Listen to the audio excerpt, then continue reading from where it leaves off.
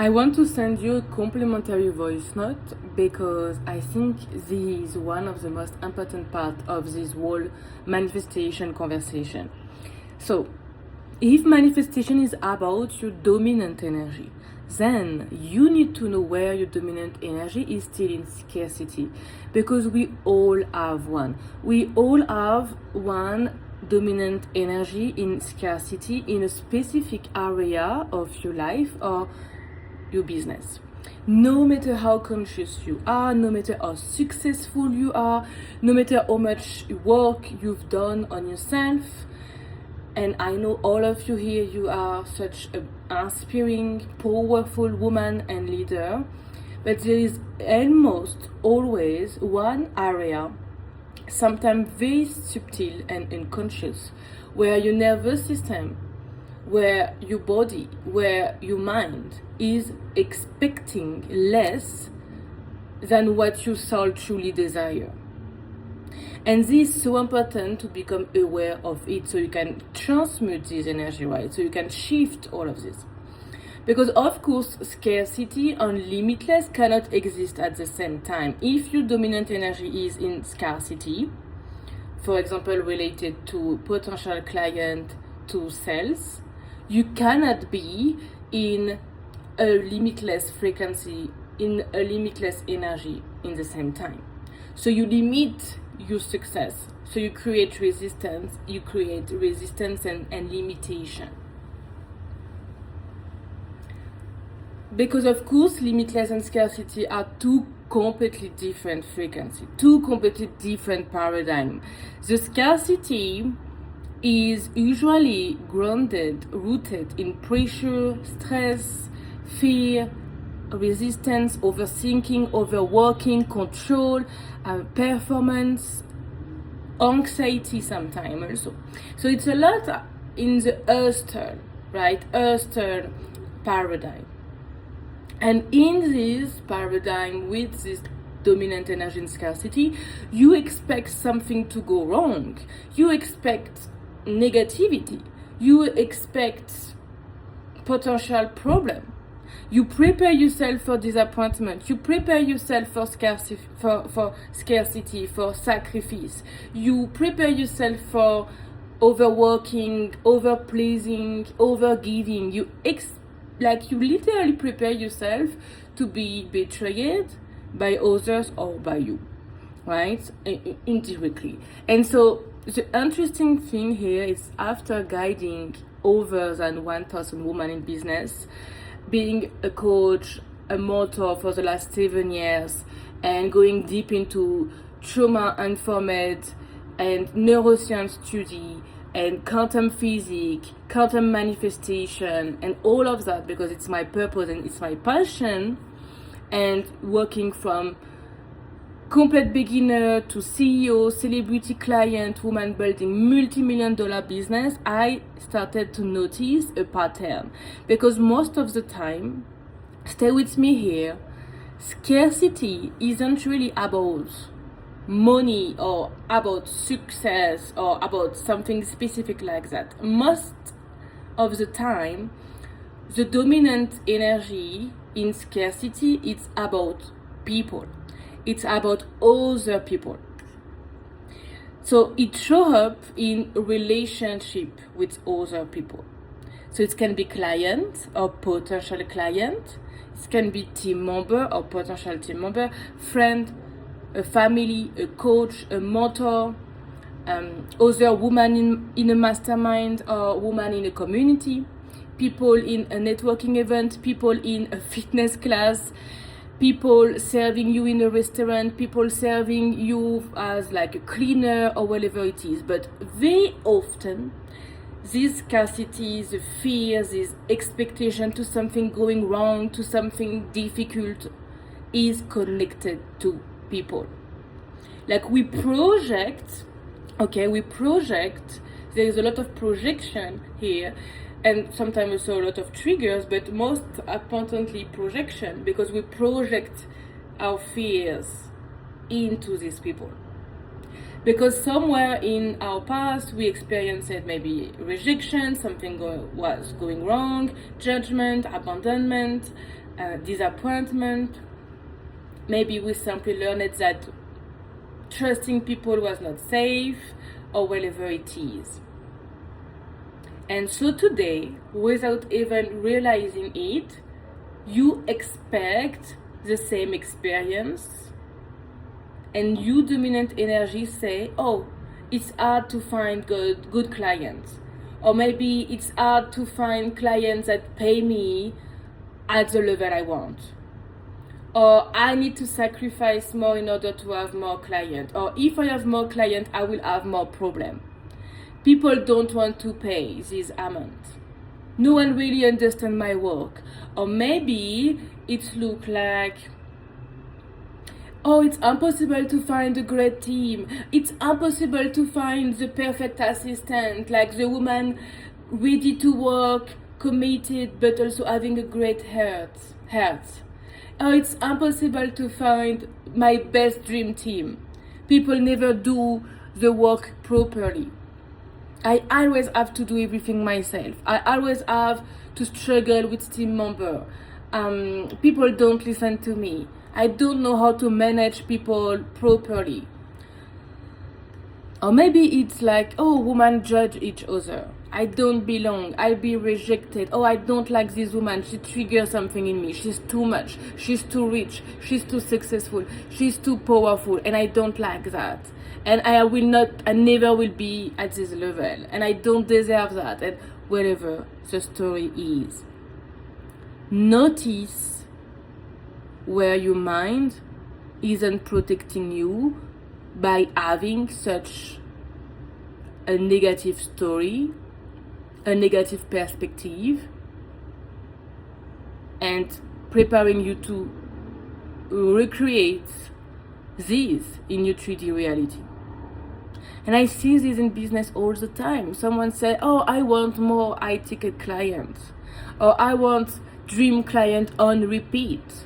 But their dominant energy is expecting difficult client, is expecting sales to be heavy or something different. Someone says they want to grow a team, but they deeply believe no one can be trusted. So of course it's difficult. Of course you attract people you cannot trust. Someone wants more visibility, but they expect a lot of criticism, judgment, rejection every time they show up. Like, can you see it? Can you see it? Because your desire is saying one thing. Your desire is saying one thing, and you dominant, like, but your dominant energy is saying something completely different. Completely different. And your dominant energy is always stronger.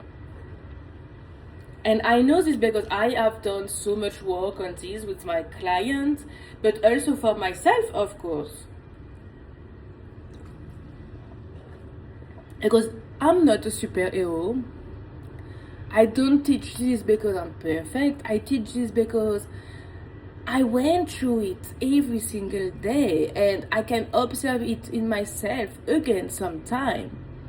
And for me, one of the places where I still notice this scarcity dominant energy, it's with my family, my parents.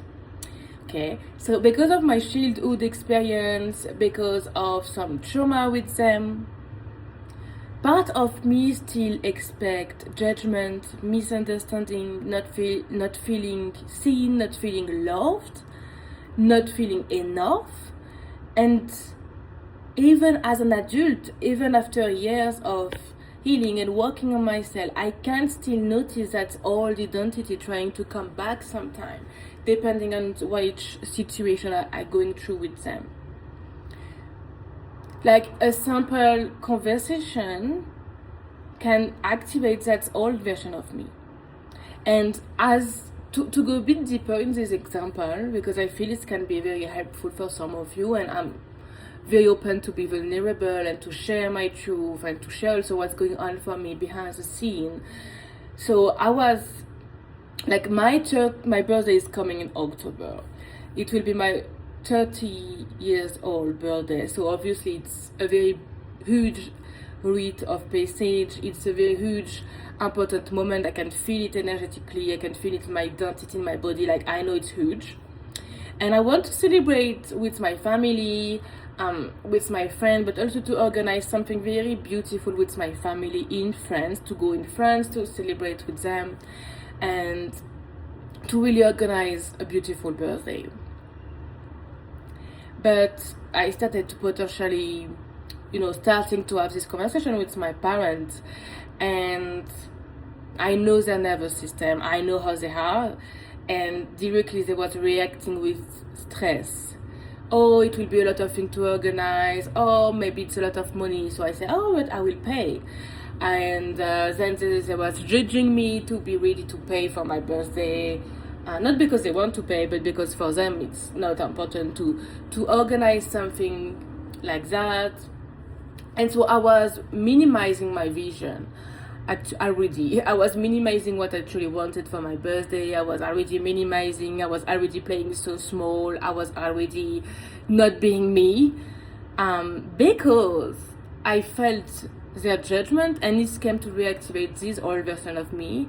And so I noticed my mind creating story. What if they don't want to celebrate me at all? What if they don't understand at all that I want to celebrate my birthday, and I feel not seen when you are reacting like that? Maybe they just don't care, like they just don't care. And so right now, for example, this morning, my mom sent me a message. She said she wants to have a call with me today. And I know, because I can feel it with my psychic abilities, my intuition, I know she wants to talk about that. Because obviously it's coming very soon, and we didn't have any conversation about it since then. So, anyway, it will be something important today in the call.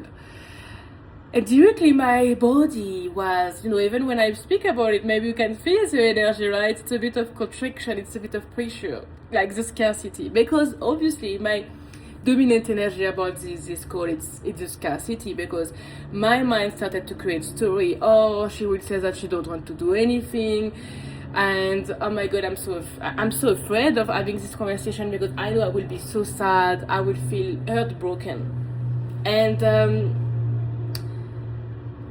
it's my responsibility to shift here my energy around that, so I can manifest something else. But it's also my responsibility to expect the best from her, for example, here. But it's gonna be fucking hard, like, let's be honest. Why? Because my mind already have so much proof of the opposite. My mind and my body and my nervous system felt rejected, felt not loved and not seen during so much time in my childhood. So literally this is what I know with my parent. And I can change the narrative. Like, it's so important to change the narrative also of your past, to change the future. But sometimes when we are very, very into that, it's asking us more time, more work, and more initiation to go through. So I just want to notice, I just want here to notice you that I am going through that also sometime. And I invite you to understand where you are going through that for you. Because awareness changes everything. When you become aware of your dominant energy, you finally have a choice. Like, you can stop feeding scarcity and going through this toxic loop. You can stop expecting the past to repeat itself, or you can even go to your past and try to change the narrative with meditation, visualization, and different protocol. You can choose a new identity. And that's also why during the workshop I did and the beautiful event I organized in Medellin, in Mazanti Sky Home, we were speaking about identity depth, identity reset, because everything is starting from here and you have another perspective of it now. You can choose a new identity with new standard, with a new frequency, and with a new expectation. and a new perspective. So today I really want you to ask yourself, where is your dominant energy still in scarcity? Where do you automatically expect less than what you truly desire? Where do you prepare yourself for disappointment instead of preparing yourself for miracle? Because I promise you, the answer will tell you exactly where your next breakthrough is waiting. And that breakthrough can shift so much in your reality and so quickly.